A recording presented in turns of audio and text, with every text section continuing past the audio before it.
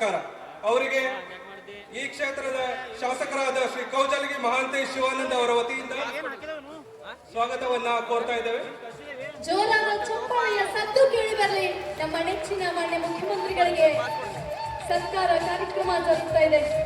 ನಮ್ಮ ಸಂಪ್ರದಾಯ ದ್ಯೋತಕವಾದ ಕಂಬಳಿಯನ್ನ ಹೊದಿಸಿ ವೀರಶೂರ ರಾಯಣ್ಣನ ಒಂದು ಮೂರ್ತಿಯನ್ನ ನೀಡಿ ಗೌರವಿಸಲಾಗ್ತಾ ಇದೆ.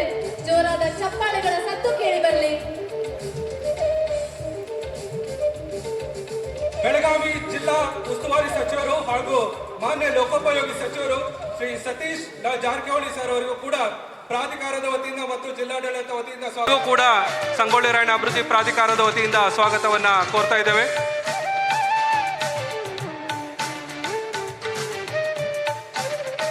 ಸಮಾರಂಭಕ್ಕೆ ಆಗಿಸಿದ್ದಾರೆ. ಅವರಿಗೂ ಕೂಡ ನಾವು ಜಿಲ್ಲಾಡಳಿತ ಮತ್ತು ಅಭಿವೃದ್ಧಿ ಪ್ರಾಧಿಕಾರದಿಂದ ಸ್ವಾಗತವನ್ನ ಕೋರ್ತಾ ಇದ್ದೇವೆ.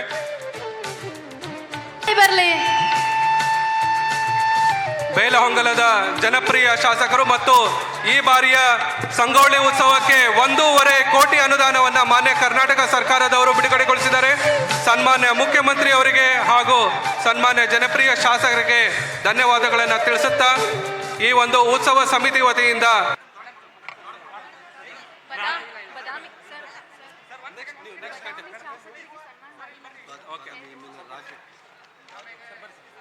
ಅವರಿಗೆ ಈಗ ಒಂದು ಸ್ವಾಗತ ಪುಷ್ಪಗುಚ್ಛದೊಂದಿಗೆ, ಹಾಗೆ ಬೆಳಗಾವಿ ಪೊಲೀಸ್ ವರಿಷ್ಠಾಧಿಕಾರಿಗಳಿಗೂ ಕೂಡ ಸನ್ಮಾನ್ಯ ಶಾಸಕರಿಂದ ಸ್ವಾಗತ. ಅವರಿಗೆ ಅತ್ಯಂತ ಆದರಪೂರ್ವಕ ಸನ್ಮಾನವನ್ನ ಮಾಡುವುದರೊಂದಿಗೆ ಕೋರ್ತಾ ಇದ್ದೇವೆ.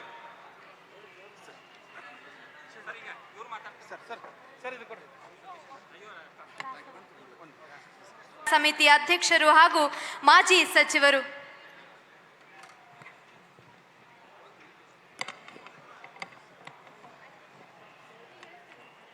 ಎಲ್ಲ ಸಂಗೊಳ್ಳಿ ರಾಯಣ್ಣ ಅಭಿಮಾನಿಗಳಿಗೆ ನನ್ನ ನಮಸ್ಕಾರಗಳನ್ನು ತಿಳಿಸುತ್ತಾ, ಭರವಸೆಗಳನ್ನು ಕೂಡ ಈಡೇರಿಸೋದಕ್ಕೆ ಮಾಡ್ತಾ ಇರ್ತಕ್ಕಂಥ ನಿಮ್ಮೆಲ್ಲರ ನೆಚ್ಚಿನ ನಾಯಕರಾದಂಥ ಸನ್ಮಾನ್ಯ ಸಿದ್ದರಾಮಯ್ಯನವರೇ, ಈ ಶ್ರೀ ಶ್ರೀ ಶ್ರೀ ನಿರಂಜನಾನಂದಪುರಿ ಮಹಾಸ್ವಾಮಿಗಳಲ್ಲಿ ಭಕ್ತಿಪೂರ್ವಕ ನಮನಗಳನ್ನು ಅರ್ಪಿಸುತ್ತಾ, ಈ ಕಾರ್ಯಕ್ರಮದ ಉಪಸ್ತೋಷ ಪಡುವಂಥ ಕಾರ್ಯಕ್ರಮ ಇದು ಒಂದು ಸಮಾಜಕ್ಕೆ ಸೀಮಿತವಾದಂಥ ಕಾರ್ಯಕ್ರಮ ಅಲ್ಲ. ಈ ರಾಷ್ಟ್ರದಲ್ಲಿ ಅನೇಕ ಜನ ಬ್ರಿಟಿಷರ ವಿರುದ್ಧ ಹೋರಾಟ ಮಾಡಿದ್ದನ್ನು ನಾವು ಕೇಳಿದ್ದೆ. ರಾಜ್ಯಕ್ಕಾಗಿ ದುಡಿದಂಥವ್ರನ್ನ, ಸಾಮಾಜಿಕ ಚಿಂತನೆ ಇರ್ತಕ್ಕಂಥವರ ಜಯಂತಿಗಳನ್ನು ಕೊಟ್ಟಿದ್ದು. ಇದಲ್ಲದೆ ಕೆಂಪೇಗೌಡ ಜಯಂತಿಯನ್ನು ಮಾಡಿದವರು ಕೂಡ ಮಾನ್ಯ ಸಿದ್ದರಾಮಯ್ಯನವರು. ಯಾಕೆ ಈ ಮಾತು ಹೇಳ್ತೀನಿ ಅಂದ್ರೆ, ಬೆಳಗಾವಿ ಜಿಲ್ಲಾದ್ಯಂತ ಎಲ್ಲಾ ತಾಲೂಕುಗಳಲ್ಲಿ ಅದ್ಧೂರಿಯಾಗಿ ಸ್ವಾಗತವನ್ನ ಪಡೆದು ಶುಭ ಹಾರೈಕೆಯೊಂದಿಗೆ ಮಾನ್ಯ ಮುಖ್ಯಮಂತ್ರಿಗಳ ಅಮೃತ ಹಸ್ತದಲ್ಲಿ ಇಂದು ಈ ಭವ್ಯ ವೇದಿಕೆಯನ್ನು ಉದ್ಘಾಟಿಸುವ ದಿವ್ಯ ಜ್ಯೋತಿ ಆಗ್ತಾ ಇದೆ.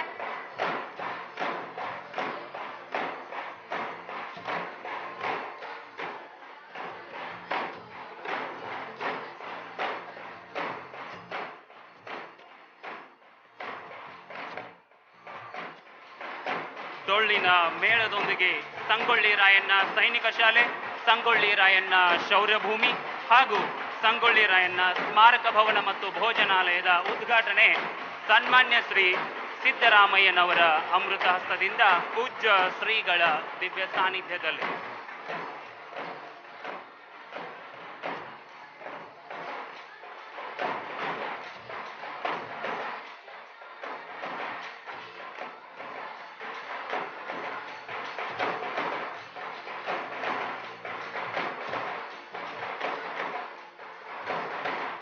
ಈ ಒಂದು ಕಾರ್ಯಕ್ರಮಕ್ಕೆ ಮುಖ್ಯ ಅತಿಥಿಯಾಗಿ ಆಗಮಿಸಿದಂಥ ನಮ್ಮೆಲ್ಲರ ಮಾರ್ಗದರ್ಶಕರು, ಜಿಲ್ಲಾ ಉಸ್ತುವಾರಿ ಸಚಿವರಾದಂಥ ಸನ್ಮಾನ್ಯ ಶ್ರೀ ಸತೀಶಣ್ಣ ಶ್ರೀ ಮಡವಾಳ ರಾಜಯೋಗೇಂದ್ರ ಮಹಾಸ್ವಾಮೀಜಿಯವರ ಪಾದಕಮಲಕ್ಕೆ ವಂದಿಸುತ್ತಾ, ಈ ಭಾಗದ ಜನರ ಮನವಿಗೆ ಸ್ಪಂದಿಸಿ ಸಿದ್ದರಾಮಯ್ಯನವರಿಗೆ ನಾನೇ ಗೃಹಲಕ್ಷ್ಮಿ, ನಾನೇ ಮನೆಯ ಯಜಮಾನಿ ಎಂದು ಮಹಿಳಾ ಒಂದು ಗೌರವವಾದ ಸನ್ಮಾನವನ್ನ ಮಾಡ್ತಾ ಇದ್ದಾರೆ.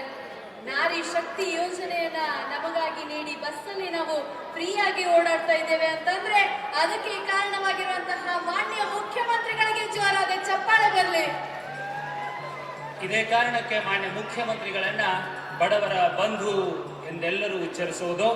ಈಗ ಶ್ರೀ ಹೊರಪೇಟ ಮಲ್ಲೇಶಪ್ಪ, ಆಯುಕ್ತರು ಕ್ರಾಂತಿವೀರ ಸಂಗೊಳ್ಳಿ ರಾಯಣ್ಣ ಕ್ಷೇತ್ರ ಅಭಿವೃದ್ಧಿ ಪ್ರಾಧಿಕಾರ ಹಾಗೂ ಮಾನ್ಯ ಮುಖ್ಯಮಂತ್ರಿಗಳ ವಿಶೇಷ ಕರ್ತವ್ಯಾಧಿಕಾರಿ ಇವರಿಗೆ ಸತ್ಕಾರ ಕಾರ್ಯಕ್ರಮವನ್ನ ನೆರವೇರಿಸಬೇಕು ಅಂತ ಹೇಳಿ ಮಾನ್ಯ ಮುಖ್ಯಮಂತ್ರಿಗಳಲ್ಲಿ ಹಾಗೂ ಮಾನ್ಯ ಸಚಿವರುಗಳಲ್ಲಿ ವಿನಯಿಸಿಕೊಳ್ತಾ, ಈಗ ಶ್ರೀ ಹೊರಪೇಟ ಮಲ್ಲೇಶಪ್ಪ, ಆಯುಕ್ತರು ಕ್ರಾಂತಿವೀರ ಸಂಗೊಳ್ಳಿ ರಾಯಣ್ಣ ಕ್ಷೇತ್ರ ಅಭಿವೃದ್ಧಿ ಪ್ರಾಧಿಕಾರ ಮತ್ತು ಮಾನ್ಯ ಮುಖ್ಯಮಂತ್ರಿಗಳ ವಿಶೇಷ ಸಾನ್ನಿಧ್ಯ ವಹಿಸಿರ್ತಕ್ಕಂಥ ಪರಮ ಪೂಜ್ಯ ನಿರಂಜನಾನಂದಪುರಿ ಸ್ವಾಮೀಜಿಯವರಲ್ಲಿ ನಮಸ್ಕರಿಸಿ,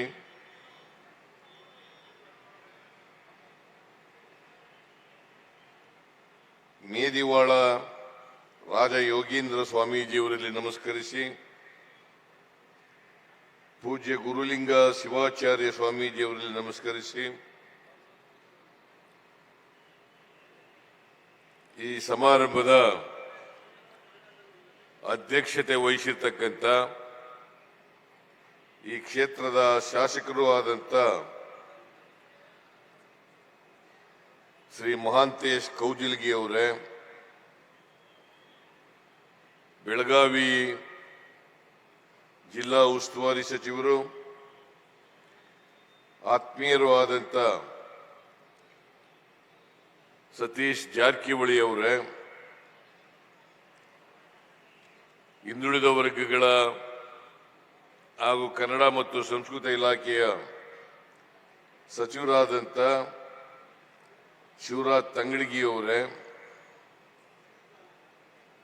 ನಗರಾಭಿವೃದ್ಧಿ ಸಚಿವರಾದಂಥ ಬೈರ್ತಿ ಸುರೇಶ್ ಅವರೇ,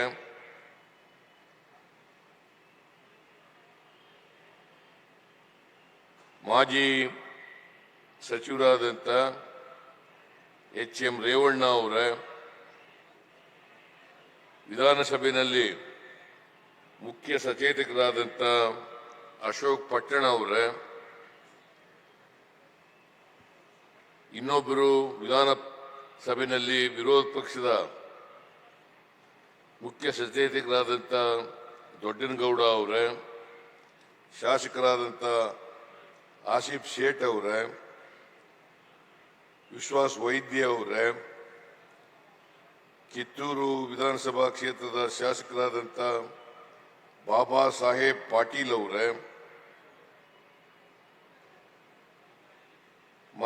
ಮಾಜಿ ಸಚಿವರು ಶಾಸಕರು ಆದಂಥ ಎಚ್.ವೈ. ಮೇಟಿ ಅವರೇ, ಬ್ಯಾಡಗಿ ಶಾಸಕರಾದಂಥ ಬಸವರಾಜ್ ಶಿವಣ್ಣ ಅವರೇ, ಬಾದಾಮಿ ಶಾಸಕರಾದಂಥ ರಾಜು ಚಿಮ್ಮನಕಟ್ಟಿ ಅವರೇ, ಮಾಜಿ ಶಾಸಕಿಯಾದಂಥ ಶ್ರೀಮತಿ ಅಂಜಲಿ ನಿಂಬಾಳ್ಕರ್ ಅವರೇ,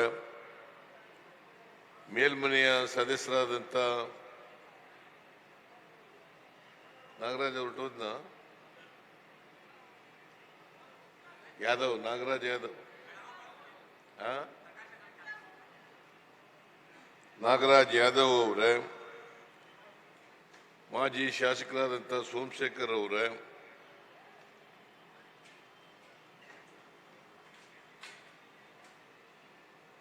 ಈ ಗ್ರಾಮ ಪಂಚಾಯಿತಿಯ ಶ್ರೀಮತಿ ರೂಪಾ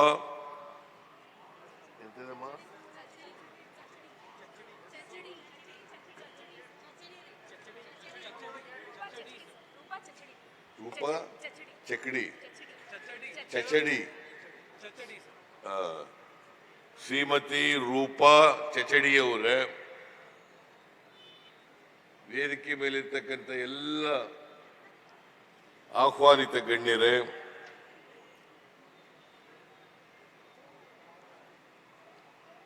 ಇಲ್ಲಿ ಇಷ್ಟೊಂದು ಅಪಾರ ಸಂಖ್ಯೆಯಲ್ಲಿ ಭಾಗವಹಿಸಿರ್ತಕ್ಕಂಥ ಎಲ್ಲ ಆತ್ಮೀಯ ಸೋದರ ಸೋದರಿಯರೇ, ಮಾಧ್ಯಮದ ಗೆಳೆಯರೇ, ಇವತ್ತು ಸಂಗೊಳ್ಳಿ ರಾಯಣ್ಣ ಅವರ ಹೆಸರಿನಲ್ಲಿ ಒಂದು ಸೈನಿಕ ಶಾಲೆಯನ್ನ ಸರ್ಕಾರ ನಿರ್ಮಾಣ ಮಾಡಿದೆ. ನಿಮಗೆಲ್ಲ ಗೊತ್ತಿದೆ ಸಂಗೊಳ್ಳಿ ರಾಯಣ್ಣನವ್ರ ಬಗ್ಗೆ, ಕಿತ್ತೂರು ರಾಣಿ ಚೆನ್ನಮ್ಮನವ್ರ ಬಗ್ಗೆ ನೀವೆಲ್ಲ ತಿಳ್ಕೊಂಡಿದ್ದೀರಿ ಅಂತಕ್ಕಂಥದ್ದು ನನ್ನ ಭಾವನೆ.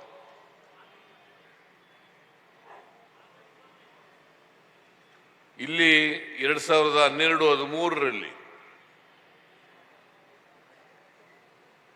ಸಂಗೊಳ್ಳಿ ರಾಯಣ್ಣವರ ಹುಟ್ಟೂರು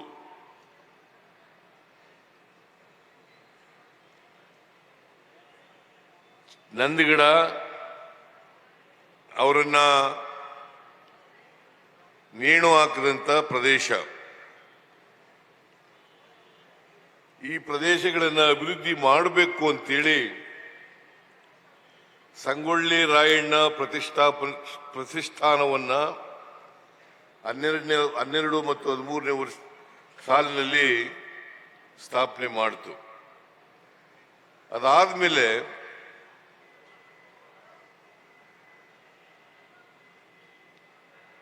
ಸಂಗೊಳ್ಳಿ ರಾಯಣ್ಣ ಪ್ರಾಧಿಕಾರ ರಚನೆಯಾಯಿತು. ನನಗೆ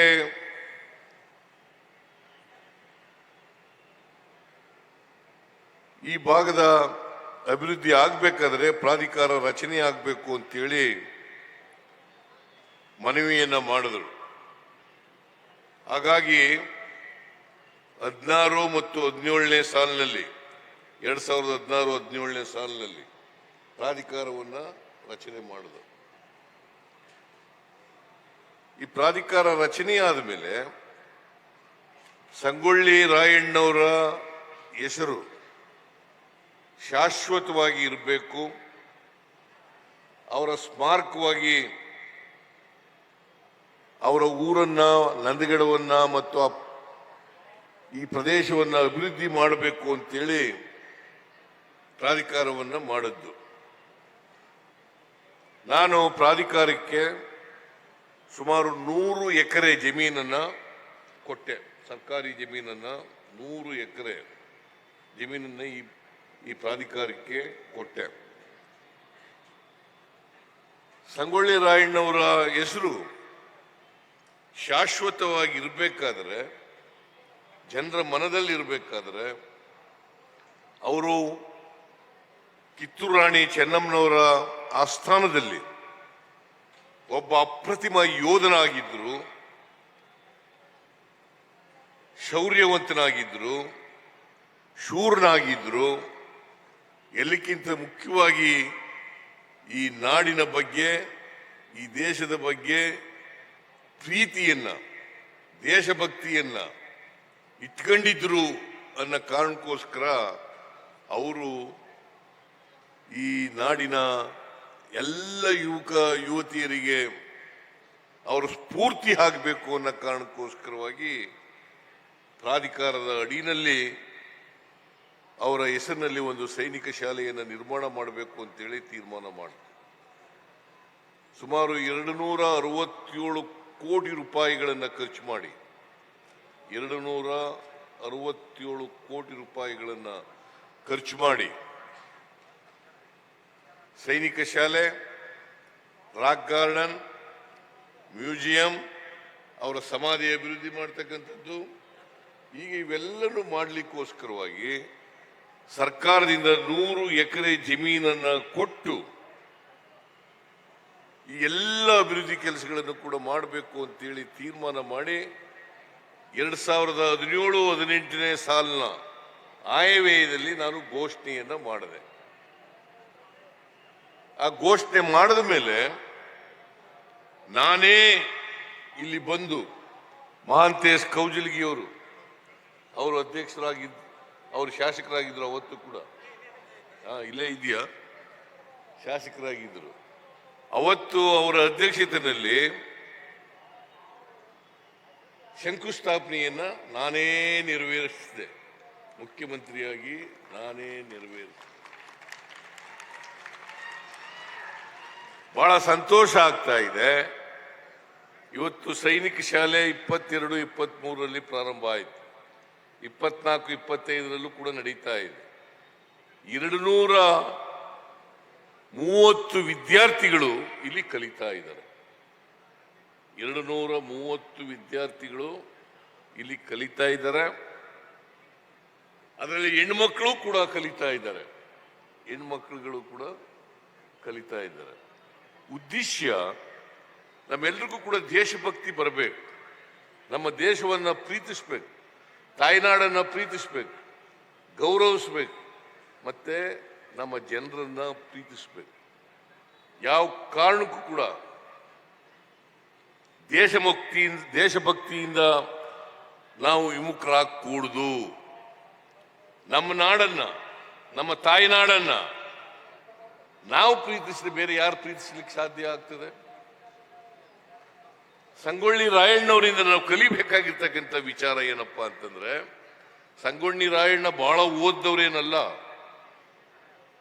ಆದರೆ ಆ ತಾಯ್ನಾಡಿನ ಬಗ್ಗೆ ಬಹಳ ಪ್ರೀತಿ ಇತ್ತು, ಪ್ರೇಮ ಇತ್ತು.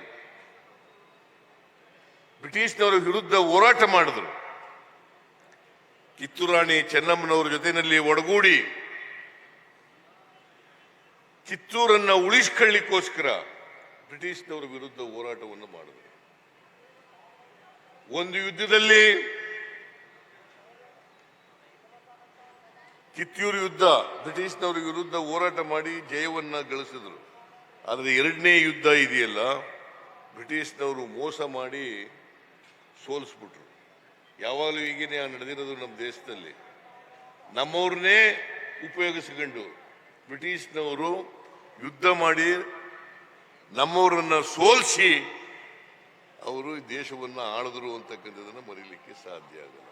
ಈ ದೇಶದಲ್ಲಿ 600 ವರ್ಷಗಳ ಕಾಲ ಕಿತ್ತೂರು ಯುದ್ಧ ಬ್ರಿಟಿಷ್ನವರ ವಿರುದ್ಧ ಹೋರಾಟ ಮಾಡಿ ಜಯವನ್ನ ಗಳಿಸಿದ್ರು.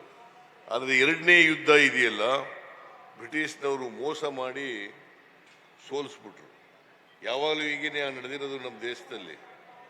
ನಮ್ಮವ್ರನ್ನೇ ಉಪಯೋಗಿಸಿಕೊಂಡು ಬ್ರಿಟಿಷ್ನವರು ಯುದ್ಧ ಮಾಡಿ ನಮ್ಮವರನ್ನ ಸೋಲಿಸಿ ಅವರು ಈ ದೇಶವನ್ನು ಆಳಿದ್ರು ಅಂತಕ್ಕಂಥದನ್ನ ಮರೀಲಿಕ್ಕೆ ಸಾಧ್ಯ ಆಗಲ್ಲ. ಈ ದೇಶದಲ್ಲಿ 600 ವರ್ಷಗಳ ಕಾಲ ಮೊಘಲರು ಆಳಿದ್ರೆ, 200 ವರ್ಷಗಳ ಕಾಲ ಬ್ರಿಟಿಷ್ನವರು ಆಳಿದ್ರೆ, ಅವರ ಸ್ವಂತ ಸಾಮರ್ಥ್ಯದಿಂದ ಆಳಲಿಲ್ಲ. ಅವರ ಸ್ವಂತ ಸಾಮರ್ಥ್ಯದಿಂದ ಭಾರತೀಯರನ್ನ ಸೋಲಿಸಲಿಲ್ಲ. ಕಾರಣ ನಮ್ಮಲ್ಲೇ ಇದ್ದಂಥ ಒಡಕುಗಳನ್ನು ಉಪಯೋಗಿಸಿಕೊಂಡು ನಮ್ಮವರನ್ನೇ ಬಳಸಿಕೊಂಡು ಅವರು ಈ ದೇಶವನ್ನ ಹಿಡಿತಕ್ಕಂಥ ಕೆಲಸವನ್ನ, ಈ ದೇಶದಲ್ಲಿ ಆಧಿಪತ್ಯವನ್ನ ಸ್ಥಾಪನೆ ಮಾಡ್ತಕ್ಕಂಥ ಕೆಲಸವನ್ನ ಮಾಡಿದ್ರು. ಇವತ್ತು ಬಹಳ ಮಾತಾಡ್ತಾರೆ, ಬಹಳ ಜನ ರಾಷ್ಟ್ರ ಪ್ರೇಮದ ಬಗ್ಗೆ ಮಾತಾಡ್ತಾರೆ, ದೇಶಭಕ್ತಿ ಬಗ್ಗೆ ಮಾತಾಡ್ತಾರೆ. ಆದರೆ ಅವತ್ತು ಬ್ರಿಟಿಷ್ನವ್ರು ಮೊಘಲರು ಬಂದ್ರಲ್ಲ, ಅವತ್ತು ಈ ದೇಶ ಪ್ರೇಮ ಎಲ್ಲೋಗಿತ್ತು? ಬ್ರಿಟಿಷ್ನವರು 200 ವರ್ಷಗಳ ಆಳಿದ್ರಲ್ಲ, ಆ ದೇಶ ಪ್ರೇಮ ಎಲ್ಲೋಗಿತ್ತು? ಇದನ್ನ ನಾವು ಪ್ರತಿಯೊಬ್ಬರು ಕೂಡ ಅರ್ಥ ಮಾಡ್ಕೋಬೇಕಾಗ್ತದೆ. ದೇಶ ಪ್ರೇಮ, ದೇಶಭಕ್ತಿ ಬರೀ ಭಾಷಣಕ್ಕೋಸ್ಕರ ಇರ್ತಕ್ಕಂಥ ಪದಗಳಲ್ಲ ಅವು. ನಿಜವಾಗಿ ನಾವು ದೇಶಕ್ಕೋಸ್ಕರ ತ್ಯಾಗ ಮಾಡಲಿಕ್ಕೆ, ಬಲಿದಾನ ಮಾಡಲಿಕ್ಕೆ ಅರ್ಥ ಮಾಡ್ಕೋಬೇಕಾಗ್ತದೆ. ಈ ದೇಶಕ್ಕೆ ಸ್ವಾತಂತ್ರ್ಯ ತಂದುಕೊಟ್ಟವ್ರು ಯಾರು? ಇವತ್ತು ಅಧಿಕಾರ ಮಾಡ್ತಕ್ಕಂಥವ್ರ? ಅವ್ರು ಯಾವತ್ತಾರು ತ್ಯಾಗ ಬಲಿದಾನಗಳನ್ನು ಮಾಡಿದ್ರ? ತ್ಯಾಗ ಬಲಿದಾನಗಳನ್ನು ಮಾಡಿ ಬ್ರಿಟಿಷ್ನವರ ವಿರುದ್ಧ ಶಾಂತಿಯುತವಾದಂಥ ಹೋರಾಟವನ್ನು ಮಾಡಿ ಈ ದೇಶಕ್ಕೆ ಸ್ವಾತಂತ್ರ್ಯ ತಂದುಕೊಟ್ಟವರು ಕಾಂಗ್ರೆಸ್ ಪಕ್ಷದವರು, ಮಹಾತ್ಮ ಗಾಂಧೀಜಿಯವರ ನಾಯಕತ್ವದಲ್ಲಿ ಅನ್ನೋದನ್ನು ಮರೀಲಿಕ್ಕೆ ಸಾಧ್ಯ ಇಲ್ಲ. ದೇಶಭಕ್ತಿ, ದೇಶ ಪ್ರೇಮ ಏನು ಬಹಳ ಉದ್ದುದ್ದ ಭಾಷಣಗಳು. ಬ್ರಿಟಿಷ್ನವರ ವಿರುದ್ಧ ತ್ಯಾಗ ಬಲಿದಾನಗಳನ್ನು ಮಾಡಿದವರು ಕಾಂಗ್ರೆಸ್ ಪಕ್ಷದವರು ಅನ್ನತಕ್ಕಂಥದನ್ನು ಮರೀಲಿಕ್ಕೆ ಸಾಧ್ಯ ಇಲ್ಲ. ಇದನ್ನ ನಾವು ಅರ್ಥ ಮಾಡ್ಕೋಬೇಕಾಗ್ತದೆ. ಸಾಮಾನ್ಯವಾಗಿ 1857ನೇ ಇಸ್ವಿ ಸಿಪಾಯಿ ದಂಗೆ, ಅದನ್ನ ಮೊದಲನೇ ಸ್ವಾತಂತ್ರ್ಯದ ಹೋರಾಟ ಅಂತ ಕರಿತೀವಿ. ಅದಕ್ಕೆ ಮೊದಲು ಟಿಪ್ಪು ಸುಲ್ತಾನ್, ವೆಂಕಟಪ್ಪ ನಾಯ್ಕ, ಸುರಪುರದ ವೆಂಕಟಪ್ಪ ನಾಯ್ಕ, ಕಿತ್ತೂರು ರಾಣಿ ಚೆನ್ನಮ್ಮ, ಸಂಗೊಳ್ಳಿ ರಾಯಣ್ಣ, ಅಲಗಲಿ ಬೇಡ್ರು, ಇವರೆಲ್ಲರೂ ಕೂಡ ದೇಶಕ್ಕೋಸ್ಕರ ಹೋರಾಟವನ್ನು ಮಾಡಿದ್ರು. ಅವು ಸ್ವಾತಂತ್ರ್ಯ ಹೋರಾಟಗಳಾಗದೇ ಇರಬಹುದು, ಆದರೆ ಬ್ರಿಟಿಷ್ನವರ ವಿರುದ್ಧ ಹೋರಾಟವನ್ನು ಮಾಡಿದರು.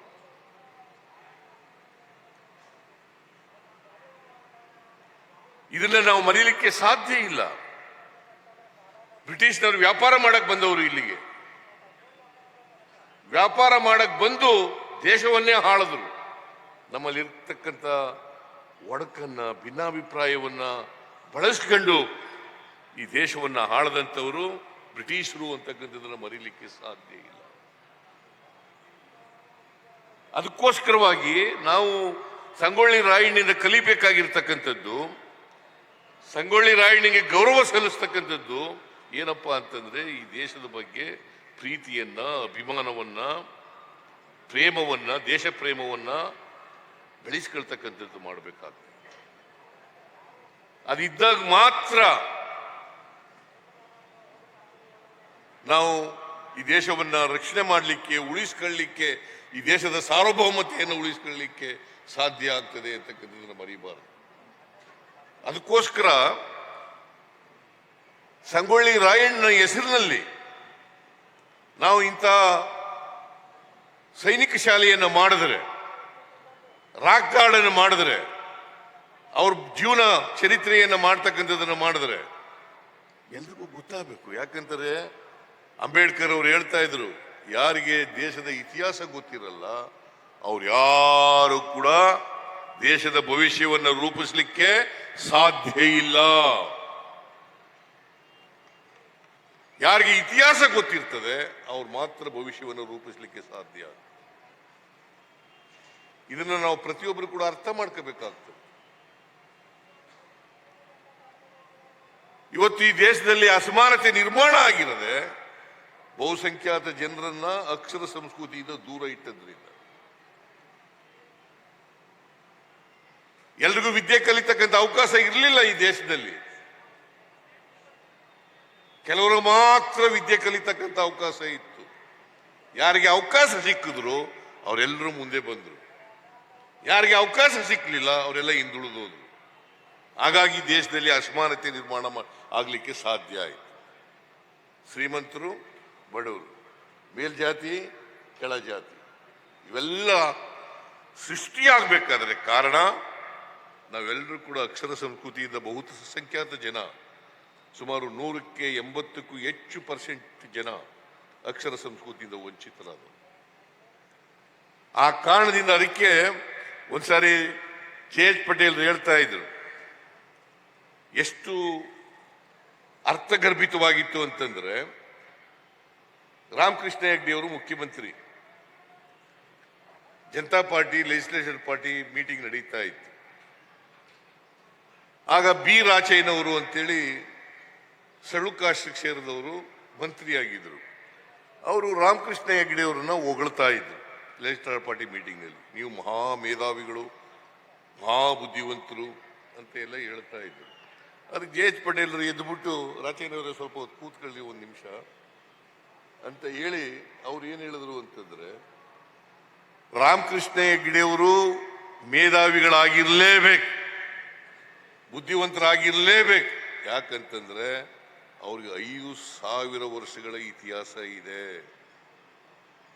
ನನಗೆ ಅಂದ್ರೆ KH ಪಟೇಲರಿಗೆ, ನನಗೆ ಬಸವಣ್ಣ ಸಾಮಾಜಿಕ ಕ್ರಾಂತಿ ಮಾಡಿದ ಮೇಲೆ 800 ವರ್ಷಗಳ ಇತಿಹಾಸ ಇದೆ. ನಿಮಗೆ ರಾಚಯ್ಯನವರೇ, ಅಂಬೇಡ್ಕರ್ ಅವರು ಸಂವಿಧಾನ ರಚನೆ ಮಾಡಿಕೊಟ್ಟ ಮೇಲೆ ನಿಮ್ಮ ಇತಿಹಾಸ ಪ್ರಾರಂಭ ಆಗಿರೋದು. ಅದರಿಂದ ನಿಮ್ಮನ್ನು ಅವ್ರನ್ನು ಕಂಪೇರ್ ಮಾಡ್ಕೋಬೇಕಾದ ಅಗತ್ಯ ಇಲ್ಲ. ಗೊತ್ತಾಯ್ತಾ? ರಾಮಕೃಷ್ಣ ಹೆಗ್ಡೆಯವರು ಬುದ್ಧಿವಂತರು ನಿಜ, ಬುದ್ಧಿವಂತರಾಗಿದ್ರು ನಿಜ. ಆದರೆ ಆ ಬುದ್ಧಿವಂತಿಕೆಗೆ ಅವರ 5,000 ವರ್ಷಗಳ ಇತಿಹಾಸ ಕಾರಣ. ನಾನು ನಿಮಗಿಂತ ಬುದ್ಧಿವಂತ ಯಾಕಪ್ಪ ಅಂತಂದ್ರೆ ನನಗೆ 800 ವರ್ಷಗಳ ಇತಿಹಾಸ ಇದೆ. ನಿಮಗೆ ಬರೀ ಸ್ವಾತಂತ್ರ್ಯ ಬಂದ ಮೇಲೆ, ಸಂವಿಧಾನ ಜಾರಿಗೆ ಬಂದ ಮೇಲೆ ಇತಿಹಾಸ ಪ್ರಾರಂಭ ಆಗಿದೆ. ಅದರಿಂದ ನಾವು ಇತಿಹಾಸನ ಅರ್ಥ ಮಾಡ್ಕೋಬೇಕಾಗ್ತದೆ. ಇತಿಹಾಸ ಅರ್ಥ ಆಗದೆ ಹೋದ್ರೆ, ಇತಿಹಾಸ ತಿಳ್ಕೊಳ್ತಕ್ಕಂಥ ಪ್ರಯತ್ನ ಆಗದೆ ಹೋದ್ರೆ ಇಂಥ ವ್ಯಕ್ತಿಗಳು ಹಾಗೇ ಮರೆಯಾಗ್ಬಿಡ್ತಾರೆ. ಸಂಗೊಳ್ಳಿ ರಾಯಣ್ಣಂತೆಯವರು, ಕಿತ್ತೂರು ರಾಣಿ ಚೆನ್ನಮ್ಮನಂತೆಯವರು, ವೆಂಕಟಪ್ಪ ನಾಯಕರಂತೆಯವರು ಎಲ್ಲ ಹಾಗೆ ಮರೆಯಾಗ್ಬಿಡ್ತಾರೆ. ಅದಕ್ಕೋಸ್ಕರ ಇವು ಇತಿಹಾಸದ ಪುಟಗಳಲ್ಲಿ ಇರಬೇಕು ಅಂತೇಳಿ ನಾನು 100 ಎಕರೆ ಜಮೀನನ್ನ ಕೊಟ್ಟು ಈ ಪ್ರಾಧಿಕಾರಕ್ಕೆ, ಸಂಗೊಳ್ಳಿ ರಾಯಣ್ಣ ಪ್ರಾಧಿಕಾರಕ್ಕೆ 100 ಎಕರೆ ಜಮೀನನ್ನ ಕೊಟ್ಟು 267 ಕೋಟಿ ರೂಪಾಯಿಗಳನ್ನ ಖರ್ಚು ಮಾಡಿ ಇವತ್ತು ಉತ್ತಮವಾದಂಥ ಸೈನಿಕ ಶಾಲೆ ಆಗಿದೆ. 5, 6 ಮತ್ತು 7ನೇ ತರಗತಿ ಮಕ್ಕಳು ಓದ್ತಾ ಇದ್ದಾರೆ ಅಲ್ವೇನ್ರಿ? 6 ಮತ್ತು 7ನೇ ತರಗತಿ. ಇನ್ನು ಮುಂದಿನ ದಿನಗಳಲ್ಲಿ ಹೆಚ್ಚು ವಿದ್ಯಾರ್ಥಿಗಳು ಜಾಸ್ತಿ ಆಗ್ತಾರೆ. 7, 8, 9, 10, 11, 12 ಹೀಗೆ ಆಗ್ತಾರೆ.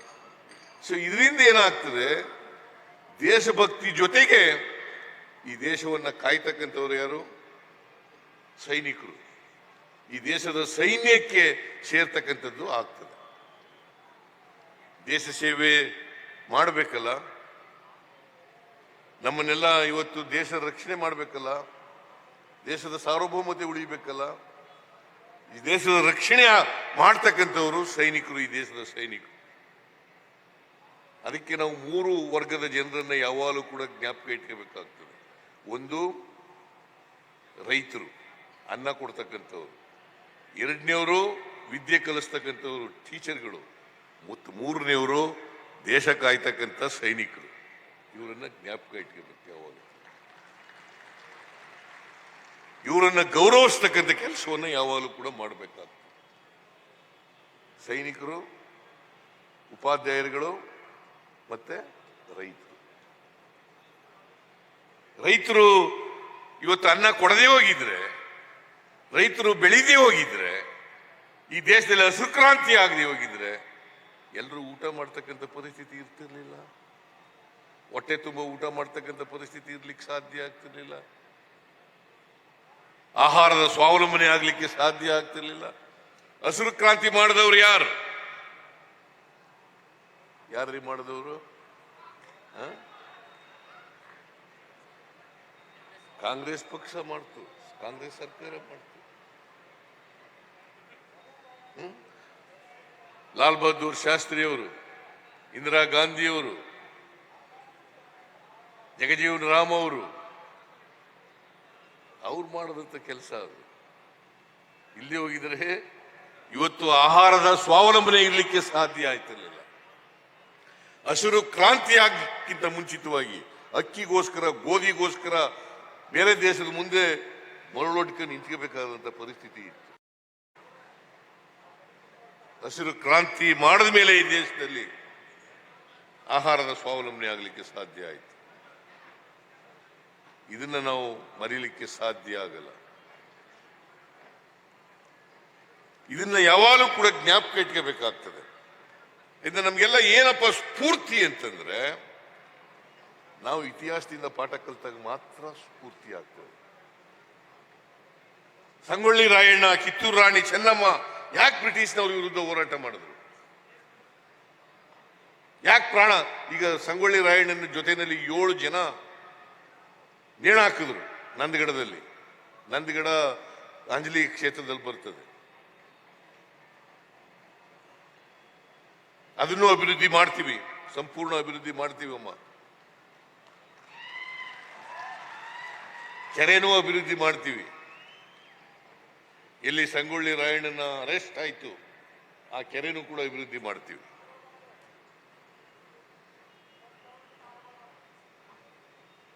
ಬಟ್ ಒಂದು ಕಾಕ್ತಾಳೀಯ ಹೆಂಗಿದೆ ನೋಡಿ. ಸಂಗೊಳ್ಳಿ ರಾಯಣ್ಣ ಹುಟ್ಟಿದ್ದು ಆಗಸ್ಟ್ 15, ಆಗಸ್ಟ್ 15, 1796. ಅವರನ್ನು ನೇಣಾಕಿದ್ದು ಜನವರಿ 26, 1831. ಜನವರಿ 26 ಈ ದೇಶಕ್ಕೆ ಸಂವಿಧಾನ ಜಾರಿಯಾದಂಥ ದಿನ. ಆಗಸ್ಟ್ 15 ಈ ದೇಶಕ್ಕೆ ಸ್ವಾತಂತ್ರ್ಯ ಬಂದ ದಿನ. ಅದೇ ದಿನ ಸಂಗೊಳ್ಳಿ ರಾಯಣ್ಣ ಹುಟ್ಟಿದ್ದು ಮತ್ತು ಮರಣದಂಡನೆಗೆ ಈಡಾದದ್ದು. ಇದನ್ನ ನಾವು ತಿಳ್ಕೋಬೇಕಾಗ್ತದೆ. ಅದರಿಂದ ನಾವೆಲ್ಲ ಸಂಗೊಳ್ಳಿ ರಾಯಣ್ಣ ಆಗ್ಲಿಕ್ಕೆ ಸಾಧ್ಯ ಇರಬಹುದು, ಆದರೆ ಸಂಗೊಳ್ಳಿ ರಾಯಣ್ಣ ನಡೆದಂಥ ದಾರಿ ಇದೆಯಲ್ಲ, ಅವ್ರು ಮಾಡದಂಥ ಕೆಲಸ ಇದೆಯಲ್ಲ, ಅವರ ದೇಶಭಕ್ತಿ ಇದೆಯಲ್ಲ, ದೇಶ ಪ್ರೇಮ ಇದೆಯಲ್ಲ, ಅದನ್ನ ಬೆಳೆಸ್ಕೊಳ್ಳಿಕ್ಕೆ ಕಷ್ಟನಾ ನಮಗೆ? ದೇಶ ಪ್ರೇಮ ದೇಶಭಕ್ತಿ ಬೆಳೆಸ್ಕೊಳ್ಳಿಕ್ಕೆ ಕಷ್ಟನಾ? ನಾವೆಲ್ಲ ಭಾರತೀಯರು, ಭಾರತ ದೇಶದವರು, ಇಂಡಿಯಾ ದೇಶದವರು. ಆದರೆ ಪರಸ್ಪರ ಒಬ್ರಿಗೊಬ್ರು ದ್ವೇಷ ಮಾಡಬಾರ್ದು. ಯಾವುದೇ ಜಾತಿಗೆ ಸೇರಿರಲಿ, ಯಾವುದೇ ಧರ್ಮಕ್ಕೆ ಸೇರಿರಲಿ, ಎಲ್ಲರನ್ನು ಪ್ರೀತಿಸ್ತಕ್ಕಂಥ ಪ್ರವೃತ್ತಿಯನ್ನು ಬೆಳೆಸ್ಕೋಬೇಕು. ಎಲ್ಲರನ್ನು ಪ್ರೀತಿಸ್ತಕ್ಕಂಥದ್ದು. ಬೇರೆ ಧರ್ಮಕ್ಕೆ ಸೇರಿದ್ದೀರಪ್ಪ, ನಿಮ್ಮನ್ನು ಪ್ರೀತಿಸಲ್ಲ, ನಿಮ್ಮನ್ನು ಮಾತನಾಡಿಸಲ್ಲ ನಾವು ಅಂತಂದ್ರೆ, ಅವನು ಯಾರೋ ಮೂರ್ಖ ಒಬ್ಬ ಹೇಳ್ತಾನೆ, ದೇವಸ್ಥಾನಗಳನ್ನೆಲ್ಲ ಎಲ್ಲೆಲ್ಲಿ ದೇವಸ್ಥಾನಗಳಿಗೆ ಮಾಡಿ ಹಿಂದೆ ಎಲ್ಲ ಆಗಿದ್ದಂಥ ತಪ್ಪುಗಳಿಗೋಸ್ಕರ ಎಂತ ಮಸೀದಿಗಳನ್ನು ಧ್ವಂಸ ಮಾಡಿ ದೇವಸ್ಥಾನಗಳು ಕಟ್ಟಿಸ್ತೀವಿ ಅಂತ. ಇತಿಹಾಸ ಇದೆಲ್ಲ ಹೇಳ್ತದ? ಮೂರ್ಖ. ಇಂಥ ಮೂರ್ಖರು ಕೂಡ ದೇಶದಲ್ಲಿ ಇರ್ತಾರೆ, ಅವ್ರಿಗೂ ಚಪ್ಪಾಳೆ ತಟ್ತಾರೆ. ದಯಮಾಡಿ ಸಂಗೊಳ್ಳಿ ರಾಯಣ್ಣಂತವ್ರು ಮಾತ್ರ ಚಪ್ಪಾಳೆ ತಟ್ಟಿ ಈ ತರ ದಾರಿ ತಪ್ಪಿಸ್ತಕ್ಕಂಥವ್ರಿಗೆ ಚಪ್ಪಾಳೆ ತಟ್ಟತಕ್ಕಂಥ ಕೆಲಸವನ್ನು ಮಾಡಬಾರದು.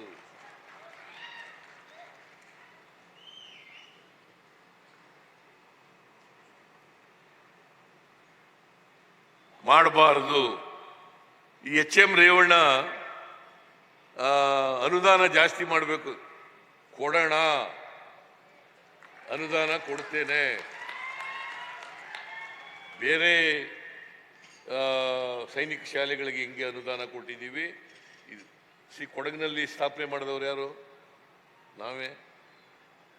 ಇಲ್ಲಿ ಮಾಡಿರೋರು ಯಾರು? ನಾವೇ. ಅಲ್ಲಿಗೆ ಅನುದಾನ ಕೊಟ್ಟವ್ರು ಯಾರು? ನಾವೇ. ಇಲ್ಲಿಗೆ ಅನುದಾನ ಕೊಡಬೇಕಾಗಿರೋರು ಇಲ್ಲೂ ಕೊಡೋಣ. ಆದ್ರೆ ಇದು ಯಾಕೆ ಅನುಮಾನ ಬಂತು ನನಗಂತೂ ಗೊತ್ತಿಲ್ಲ. ನಾವು ಅಧಿಕಾರಕ್ಕೆ ಬಂದು 8 ತಿಂಗಳಾಗಿರೋದು, ಈಗ ಇನ್ನು 8 ತಿಂಗಳಾಗೇ ಇಲ್ಲ. ಅನುದಾನ ಕೊಡೋಣ, ಉಳಿದಂತ ಎಲ್ಲ ಕೆಲಸಗಳನ್ನು ಪೂರ್ಣಗೊಳಿಸೋಣ, ಪ್ರಾಧಿಕಾರಕ್ಕೆ ದುಡ್ಡು ಕೊಡೋಣ. ಆಮೇಲೆ ಮಹಾಂತೇಶ ಕೌಜಲ್ಗಿ ಹೇಳದಂತ ಅವ್ರ ಕ್ಷೇತ್ರದ ಕೆಲಸಗಳನ್ನು ಮಾಡಿಕೊಳ್ಳೋಣ. ಅದೇ ಏತ ನೀರಾವರಿ ಅದು ಮಾಡ್ಕೊಳ್ಳೋಣ. ಮಹಾಂತೇಶ ಕೌಜಲ್ಗಿ ಇದೆಯಲ್ಲ, ಒಬ್ಬ ಸಭ್ಯ ರಾಜಕಾರಣಿ. ಅಂಥವ್ರು ರಾಜಕಾರಣದಲ್ಲಿ ಇರಬೇಕು. ಯಾರ್ಯಾರೋ ಬಂದ್ಬಿಡ್ಬಾರ್ದು ರಾಜಕಾರಣಕ್ಕೆ. ಜನರನ್ನ ದ್ವೇಷಿಸೋರೆಲ್ಲ ರಾಜಕಾರಣಕ್ಕೆ ಬರಬಾರದು. ಜನರನ್ನ ಪ್ರೀತಿಸ್ತಕ್ಕಂಥವ್ರು, ಜಾತ್ಯತೀತವಾಗಿರ್ತಕ್ಕಂಥವ್ರು ರಾಜಕೀಯದಲ್ಲಿ ಇರಬೇಕು ಅಂತಕ್ಕಂಥದ್ದನ್ನ ಹೇಳಲಿಕ್ಕೆ ಬಯಸ್ತೇನೆ. ಅದರಿಂದ ನಾನು ಇದನ್ನು ಮಾಡ್ಕೊಳ್ಳೋಣ, ಆಮೇಲೆ ಉಳಿದ ಕೆಲಸನೂ ಮಾಡ್ಕೊಳ್ಳೋಣ. ಆಮೇಲೆ ಇನ್ನೊಂದು ಏನು ಹೇಳಿದ್ದಾರೆ ಅಂತಂದ್ರೆ, ಕರ್ನಾಟಕದವ್ರಿಗೆ ಹೆಚ್ಚು ಜನರಿಗೆ ಅಡ್ಮಿಷನ್ ಸಿಗ್ಬೇಕು, ಪ್ರವೇಶ ಸಿಗಬೇಕು ಅಂತ ಹೇಳಿದ್ದಾರೆ. ಅದ್ರ ಬಗ್ಗೆನೂ ಕೂಡ ನಾನು ಪರಿಶೀಲನೆ ಮಾಡ್ತೇನೆ ಅಂತಕ್ಕಂಥ ಮಾತುಗಳನ್ನು ಈ ಸಂದರ್ಭದಲ್ಲಿ ಹೇಳಲಿಕ್ಕೆ ಬಯಸ್ತಾ ಇದ್ದೇನೆ.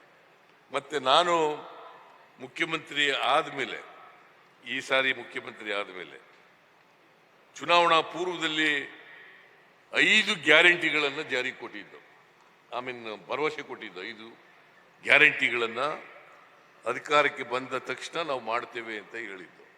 ಇವತ್ತು ಬಹಳ ಸಂತೋಷ ಆಗ್ತಾ ಇದೆ ನನಗೆ. 8 ತಿಂಗಳೊಳಗಡೆನೆ 5 ಗ್ಯಾರಂಟಿಗಳನ್ನ ಜಾರಿ ಕೊಟ್ಟಿದ್ದೀವಿ. ಅವು ಜಾರಿ ಆಗ್ತಾ ಇದ್ದಾವೆ. ಈ ವರ್ಷ 38,000 ಕೋಟಿ ರೂಪಾಯಿಗಳನ್ನು ಖರ್ಚು ಮಾಡ್ತಾ ಇದ್ದೀವಿ ಮಾರ್ಚ್ವರೆಗೆ. ಮುಂದಿನ ವರ್ಷ 58,000 ಕೋಟಿ ರೂಪಾಯಿಗಳನ್ನ ಖರ್ಚು ಮಾಡ್ತೀವಿ. ನಮ್ಮ ಮೇಲೆ ಟೀಕೆ ಮಾಡ್ತಾ ಇದ್ರು, ಸಿದ್ದರಾಮಯ್ಯನ ಕೈಲಿ ಮಾಡಕ್ಕಾಗಲ್ಲ, ಈ ಗ್ಯಾರಂಟಿಗಳನ್ನ ಜಾರಿ ಕೊಡಕ್ಕಾಗಲ್ಲ, ಒಂದು ವೇಳೆ ಕೊಟ್ರೆ ರಾಜ್ಯ ದಿವಾಳಿ ಆಗ್ಬಿಡ್ತದೆ ಆರ್ಥಿಕವಾಗಿ. ಇವತ್ತು 5 ಗ್ಯಾರಂಟಿಗಳನ್ನ ಜಾರಿ ಕೊಟ್ಟಾಯ್ತು, 38,000 ರೂಪಾಯಿ ಖರ್ಚು ಮಾಡ್ಲಿಕ್ಕೆ ತೀರ್ಮಾನ ಮಾಡಾಯ್ತು. ದಿವಾಳಿ ಆಗಿದೆಯಾ? ದಿವಾಳಿ ಆಗಿದೆಯಾ ನಮ್ಮ ರಾಜ್ಯ? ಆರ್ಥಿಕವಾಗಿ ಸದೃಢವಾಗಿದೆ. ದುಡ್ಡಿಲ್ಲ ಅಂತ ಸುಮ್ಮನೆ ಇವರೇ ಪ್ರಚಾರ ಮಾಡೋದು. ದುಡ್ಡಿಲ್ಲದವರೇ 5 ಗ್ಯಾರಂಟಿಗಳನ್ನು ಜಾರಿ ಮಾಡಕ್ಕಾಯ್ತಿತ್ತ? 5 ಗ್ಯಾರಂಟಿಗಳನ್ನು ಜಾರಿ ಮಾಡಕ್ಕಾಯ್ತಿತ್ತ? ದುಡ್ಡು ಇದೆ, ಅಭಿವೃದ್ಧಿ ಕೆಲಸಗಳನ್ನೂ ಮಾಡ್ತೀವಿ. ಈಗ ಹೇಳಿದ್ರಲ್ಲ, ಮಹಾಂತೇಶ್ ಕೌಜಲ್ಗೆ ಹೇಳಿದ್ರಲ್ಲ, ಅಕ್ಕಿ ಕೊಡ್ತಕ್ಕಂಥ ಕಾರ್ಯಕ್ರಮ, ಅನ್ನಭಾಗ್ಯ ಕಾರ್ಯಕ್ರಮ ಎಷ್ಟು ಜನ ಕೊಡ್ತಾ ಇದ್ದೀವಿ ನಿಮ್ ಜಿಲ್ಲೆನಲ್ಲಿ?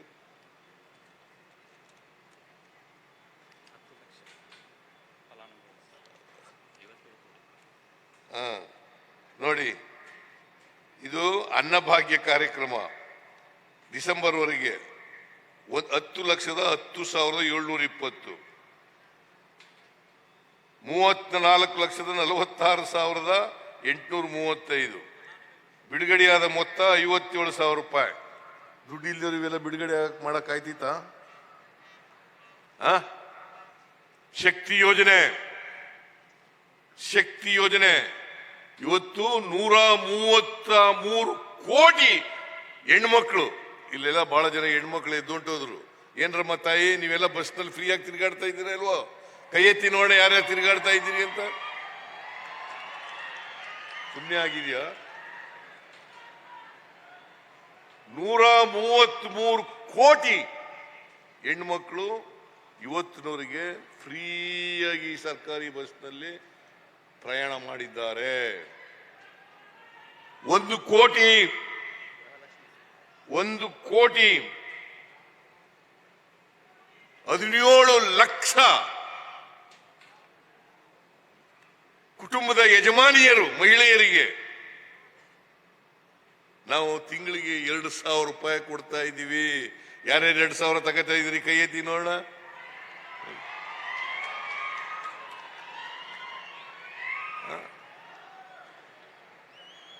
ಅನ್ನಭಾಗ್ಯ ನಾವು 5 kg ಅಡಿಷನಲ್ ಆಗಿ ಕೊಡ್ತೀವಿ ಅಂತ ಹೇಳಿದ್ದು. 170 ರೂಪಾಯಿ ಯಾರ್ಯಾರು ಬರ್ತಾ ಇದೆ? 170 ರೂಪಾಯಿ ನಾವು ಕೊಡ್ತಾ ಇದ್ದೀವಿ. ಆಮೇಲೆ ಗೃಹ ಜ್ಯೋತಿ 200 ಯೂನಿಟ್ ವರೆಗೆ ಕರೆಂಟ್ ಬಿಲ್ ಕಟ್ಟಾಗಿಲ್ಲ. ಯಾರ್ಯಾರು ಕರೆಂಟ್ ಬಿಲ್ ಕಟ್ತಾ ಇಲ್ಲ? ಯಾರು ಕರೆಂಟ್ ಬಿಲ್ ಕಟ್ಟಾಗಿಲ್ಲ.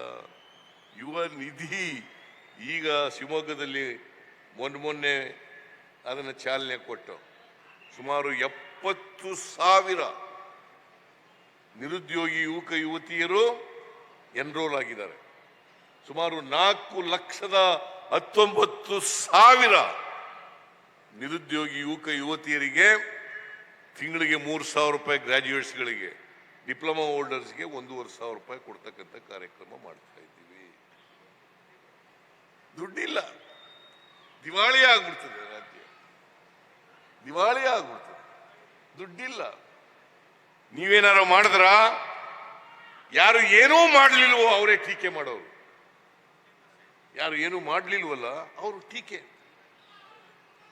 ಯಾಕಂತಂದ್ರೆ ಸಿದ್ದರಾಮಯ್ಯ ಮುಖ್ಯಮಂತ್ರಿ ಆಗಿರುವಾಗ ಇವೆಲ್ಲ ನಡಿಬಾರ್ದು ಅನ್ನೋದು ಅವರ ಉದ್ದೇಶ. ನೀವು ನಿಮ್ಮ ಆಶೀರ್ವಾದದಿಂದ ಅಧಿಕಾರಕ್ಕೆ ಬಂದಿರೋದು, ನಿಮ್ಮಿಂದ ನಾವು ಅಧಿಕಾರದಲ್ಲಿ ಇರೋದು, ನಿಮ್ಮಿಂದ ಈ ಕಾರ್ಯಕ್ರಮಗಳನ್ನು ಮಾಡೋದು. ನೀವು ಮುಂದುವರಿಬೇಕಾದ್ರೆ ನಿಮ್ಮ ಆಶೀರ್ವಾದ ಸದಾ ಕಾಲ ನಮ್ಮ ಮೇಲೆ ಇರಬೇಕು. ಇರ್ತದೆ ಅಲ್ವಾ? ಇರ್ತದೆ ಅಲ್ವೇನ್ರಿ? ಈಗ ಕೈ ಎತ್ತದೇ ಇಲ್ವಲ್ಲ ಯಾರುವೆ? ನಿಮ್ಮ ಆಶೀರ್ವಾದ ಸದಾ ಇರಲಿ, ಸದಾ ಇರಲಿ. ಅದರಿಂದ ನಾನು ಹೆಚ್ಚು ಭಾಷಣ ಮಾಡಕ್ ಹೋಗಲ್ಲ. ನಿಮ್ಮ ಜೊತೆ ನಾವು ಇರ್ತೀವಿ. ಈ ರಾಜ್ಯದ ಬಡವರು, ರೈತರು, ಮಹಿಳೆಯರು, ಹಿಂದುಳಿದವರು, ಅಲ್ಪಸಂಖ್ಯಾತರು, ಇವ್ರ ಜೊತೆ ಎಲ್ಲರ ಜೊತೆಲೂ ಕೂಡ ಇರ್ತೀವಿ. ಬಡವರು ಯಾವುದೇ ಜಾತಿಗೆ ಸೇರಿರಲಿ. ಏನು ಅಕ್ಕಿ ತಗೊಳ್ಳೋರು ಒಂದ್ ಜಾತಿಯವ್ರು ತಗೋತೀರಾ? ಬಸ್ನಲ್ಲಿ ತಿರ್ಗಾಡೋರು ಒಂದ್ ಜಾತಿಯವ್ರು ತಿರ್ಗಾಡ್ತಾರ? ಗೃಹ ಜ್ಯೋತಿ ಕೊಟ್ಟಿರೋದು ಒಂದ್ ಜಾತಿಯವರು ಕೊಟ್ಟಿದೀವ? ಒಂದ್ ಧರ್ಮದವರು ಕೊಟ್ಟಿದೀವ? ಎಲ್ಲ ಜಾತಿಯವರು ಇದ್ದಾರೆ, ಎಲ್ಲ ಧರ್ಮದವರು ಇದ್ದಾರೆ, ಎಲ್ಲರಿಗೂ ಕೊಡ್ತಕ್ಕಂಥ ಕೆಲಸವನ್ನು ಮಾಡಿದ್ದೀವಿ. ಇಷ್ಟನ್ನು ಹೇಳಿ ಇವತ್ತು ಸಂಗೊಳ್ಳಿ ರಾಯಣ್ಣವರ ಸೈನಿಕ ಶಾಲೆ, ರಾಕ್ ಗಾರ್ಡನ್ ಮತ್ತೆ ಎಂಥದ್ದು ಇನ್ನೂ ಕಂಪ್ಲೀಟ್ ಆಗಿಲ್ವಾ?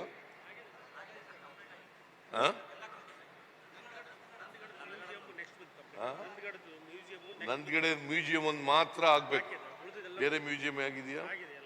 ಎಲ್ಲ ಆಗಿದಾವೆ. ಅದರಿಂದ ಅತ್ಯಂತ ಸಂತೋಷದಿಂದ ಉದ್ಘಾಟನೆ ಮಾಡಿದ್ದೀನಿ. ಇವತ್ತು ನನಗೆ ಸಂತೋಷ ಆಗ್ತಾ ಇದೆ. ಯಾಕಂತಂದ್ರೆ ಸಂಗೊಳ್ಳಿ ರಾಯಣ್ಣ ಅಂತ ದೇಶ ಪ್ರೇಮಿ, ಸ್ವಾತಂತ್ರ್ಯ ಹೋರಾಟಗಾರ, ಸ್ವಾಭಿಮಾನಿ, ಅವರ ಹೆಸರಿನಲ್ಲಿ ಇಂಥ ಒಂದು ಶಾಲೆಯನ್ನ ನಿರ್ಮಾಣ ಮಾಡಿದೀವಿ, ತೀರ್ಮಾನ ಮಾಡಿದೀವಿ ಈ ಸರ್ಕಾರ ಅಂತಕ್ಕಂಥದ್ದೇ ಬಹಳ ಸಂತೋಷವನ್ನು ಉಂಟು ಮಾಡಿರ್ತಕ್ಕಂಥ ಸಮಾಚಾರ. ನೀವೆಲ್ಲ ಬಂದು ನಮಗೆ ಆಶೀರ್ವಾದ ಮಾಡಿದ್ದೀರಿ. ನಿಮ್ಮೆಲ್ಲರಿಗೂ ನಮಸ್ಕಾರಗಳನ್ನು ಹೇಳಿ ನನ್ನ ಮಾತನ್ನು ಮುಗಿಸ್ತೇನೆ. ಆಮೇಲೆ ಇದರ ಸಿರ್ಕಿಯವರು, ಇದನ್ನ ಬಿಲ್ಡಿಂಗ್ ಕಟ್ತಿರೋರು ಸಿರ್ಕಿಯವರು. ಆಮೇಲೆ ಶಿಲ್ಪಿಯರಪ್ಪ ಎಲ್ಲವನು. ಶಿಲ್ಪಿ, ನಿನ್ನ ಹೆಸರೇನೆಯ? ಬಾ ಮುಂದಕ್ಕೆ.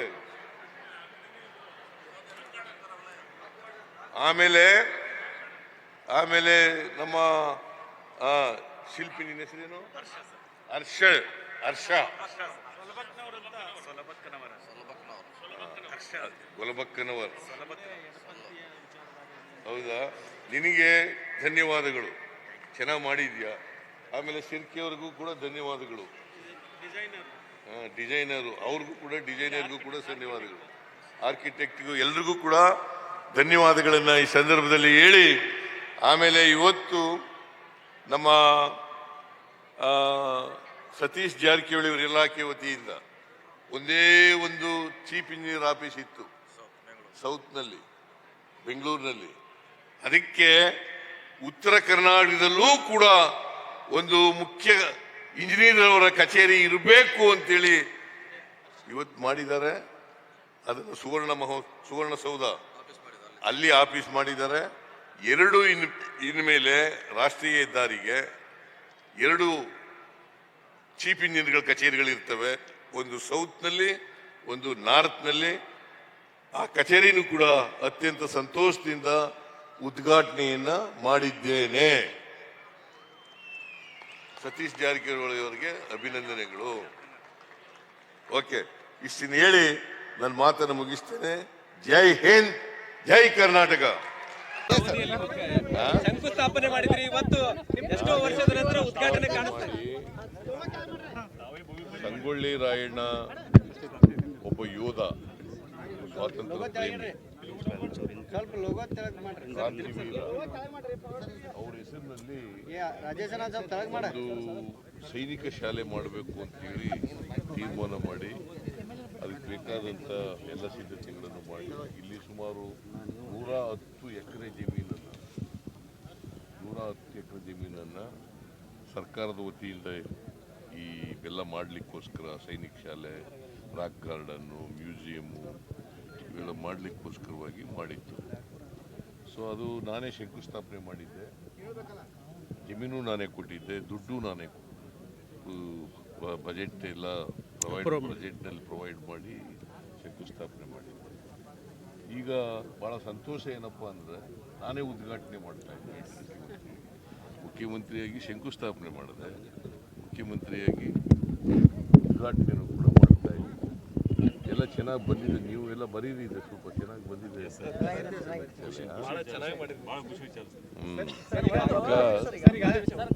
ಸಂಗೊಳ್ಳಿ ರಾಯಣ್ಣ ಕಿತ್ತೂರು ರಾಣಿ ಚೆನ್ನಮ್ಮ ಅವರ ಆಸ್ಥಾನದಲ್ಲಿ ಕಿತ್ತೂರು ರಾಣಿ ಚೆನ್ನಮ್ಮನವರು ಬಲಗೈ ಬಂಟನಾಗಿದ್ದರು. ಬ್ರಿಟಿಷ್ನವ್ರ ವಿರುದ್ಧ ಹೋರಾಟ ಮಾಡಿದವರು, ಗೆರಿಲ್ಲಾ ಯುದ್ಧ ಮಾಡಿದವರು.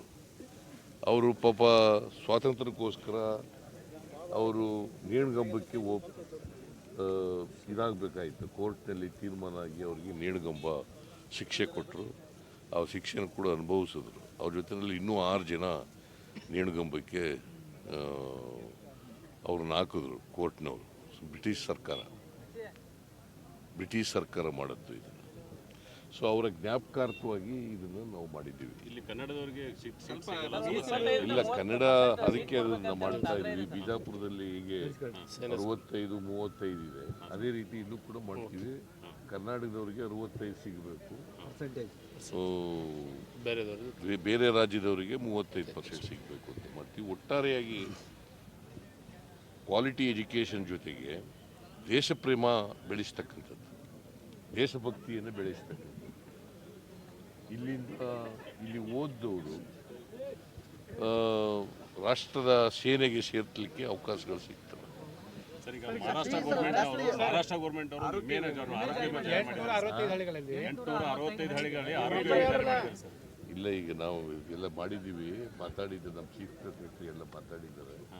ಅವರು ಕರ್ನಾಟಕದಲ್ಲಿ ಒಳಗಡೆ ಬರಬಾರ್ದು ಅಂತ ಹೇಳಿ ಮಾತಾಡಿದ್ದಾರೆ. ಲೋಕಸಭೆಯಲ್ಲಿ highest seat ಗೆದ್ದಿದ್ದೆ ಆದ್ರೆ ತಂದೆ ಅವರು 5 ವರ್ಷ ಪೂರೈಸ್ತಾರೆ ಅನ್ನುವಂತ ಮಾತನ್ನ ನಿಮ್ಮ ಮಗ ಹೈಕಮಾಂಡ್ ಅವ್ರು ತೀರ್ಮಾನ ಮಾಡ್ತಾರೆ. ಅವರು ಮಾಡಲ್ಲ, ನಾನು ಮಾಡಲ್ಲ. ಸರಿ ಮಾಡ್ತೀವಿ.